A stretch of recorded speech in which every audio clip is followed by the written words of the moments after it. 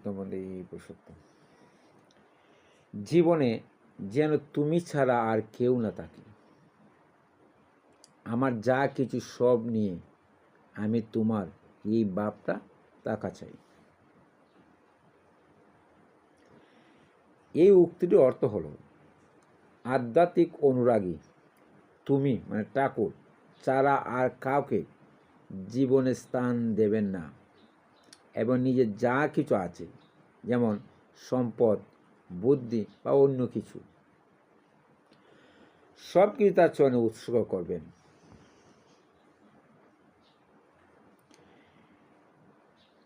এটি একটি নিবেদিত মনের ভাব প্রকাশ করে, যেখানে নিজের সব কিছুই পরমাত্মার জন্য নিবেদন করা হয়।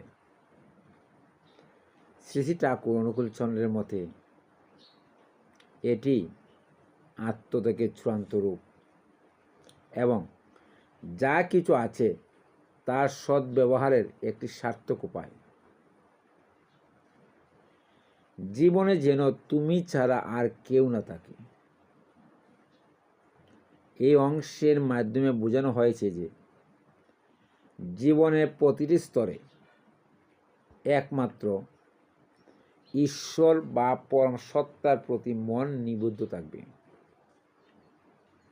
অন্য কোনো নশ্বর বস্তু বা ব্যক্তির প্রতি নয়। আমার যা কিছু সব নিয়ে আমি তোমার, এই ভাব থাকা চাই। এটি নিজের সব কিছুকে যেমন চিন্তা, কর্ম, ইচ্ছা ইত্যাদি পরমাত্মার সেবায় উৎসর্গ করার একটি গভীর আকাঙ্ক্ষা। এই ভাবটি এক ধরনের আত্মসমর্পণ এবং নিবেদনের প্রতীক। তুমি আমার, এই কথা আমি বলবো না, কারণ তুমি তো আমারই আছো। আমার যা কিছু সব নিয়ে আমি তোমার, এই ভাব থাকা চাই। এই বাক্যটা আর স্পষ্ট করে যে নিজের অধিকার বোধের চেয়েও ঈশ্বরের প্রতি দায়িত্ববোধ বেশি গুরুত্বপূর্ণ।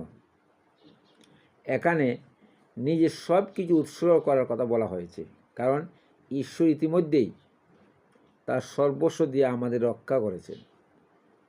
এই উক্তিটি শ্রী শ্রী ঠাকুর অনুকূলচন্দ্রের পরম প্রেমময় বা সর্বোচ্চ প্রেম এর ধারণার সঙ্গে সম্পর্কিত।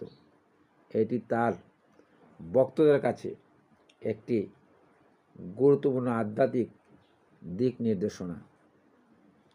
জয় গুরু।